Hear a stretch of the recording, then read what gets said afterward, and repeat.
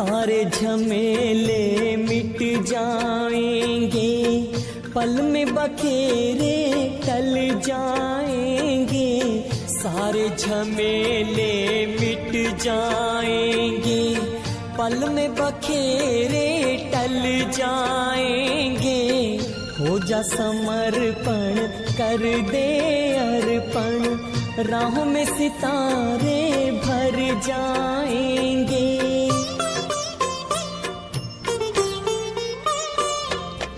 उससे रहो सीधा साधा, उससे रहो सीधा सादा। दिल से कहो मेरा बाबा, प्यार से कहो मेरा बाबा। साथ निभाएगा हाथ बटाएगा, साथ निभाएगा हाथ बटाएगा। निभाए वो पूरा वादा, दिल से कहो मेरा बाबा, प्यार से कहो मेरा बाबा।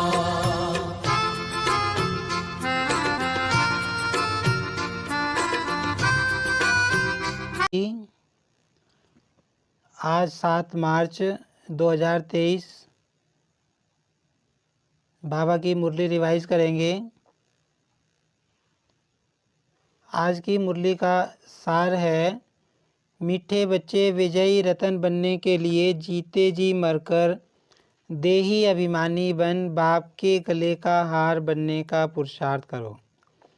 बाबा ने कहा तुम्हें इस दुनिया से जीते जी मरना है और देही अभिमानी बनकर बाबा के गले का हार बनने का पुरुषार्थ करना है। आज की मुरली में प्रश्न है, स्वदर्शन चक्र का राज स्पष्ट होते हुए भी बच्चों में धारणा नंबरवार होती है क्यों? प्रश्न में बाबा ने पूछा कि स्वदर्शन चक्र का राज तो सारे बच्चे अच्छी तरह जानते हैं, लेकिन फिर भी सारे बच्चे एक समान रूप से पुरुषार्थ क्यों नहीं करते? सारे बच्चे एक समान रूप से धारणा क्यों नहीं करते? तो उसका कारण बाबा ने बताया कि ये जो ड्रामा बना हुआ है ये कायदे अनुसार बना हुआ है। ब्राह्मण, बाबा कहते हैं जो ब्राह्मण है वे ही 84 जन्मों के राज को समझ सकते हैं, याद कर सकते हैं, लेकिन माया ब्राह्मणों को ही याद में विघन डालती है। बाबा ने कहा घड़ी घड़ी योग में विघन डालती है, घड़ी घड़ी योग तोड़ देती है।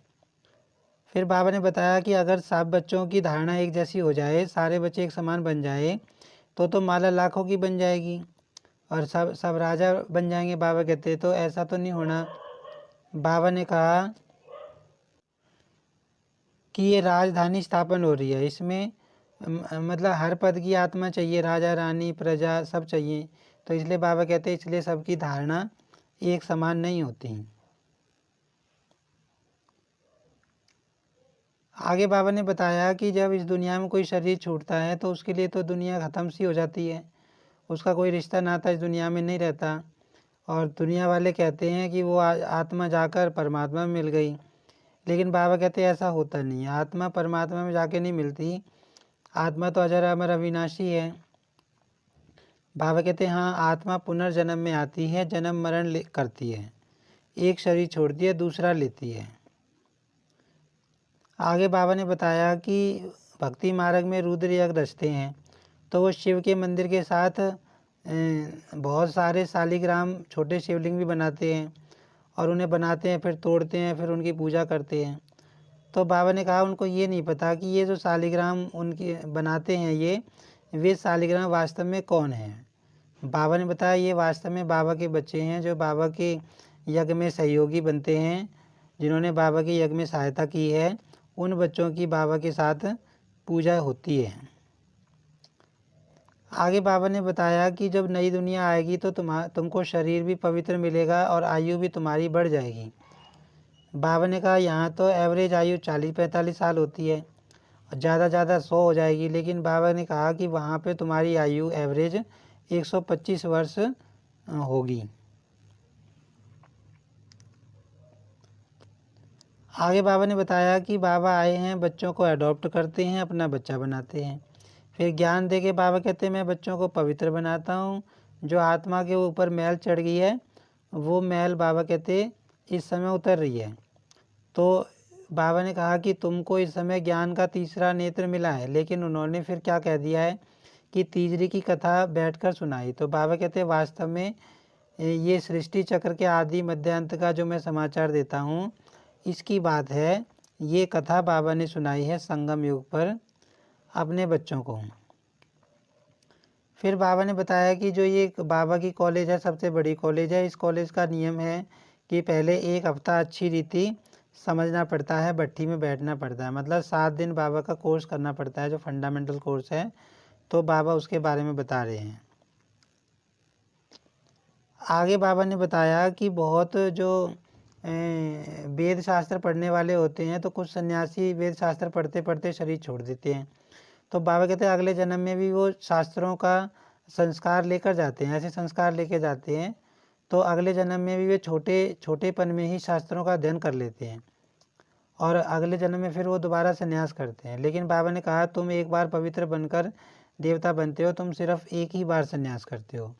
बाबा ने कहा कि उनका तो अधूरा संन्यास है।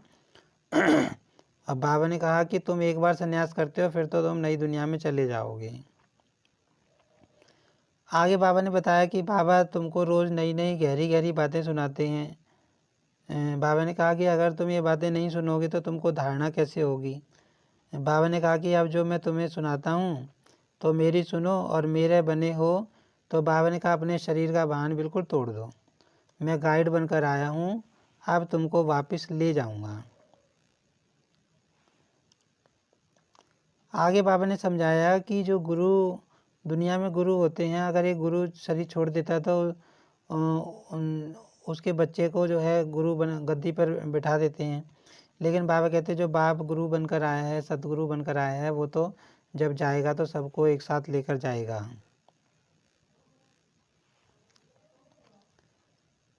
आगे बाबा ने बताया कि जब विनाश होता है तो बाबा ने कहा कि प्रलय नहीं होती, विनाश होता है प्रलय नहीं होती। बाबा ने कहा कि मैं बच्चों को रिफ़्रेश करने के लिए आता हूँ।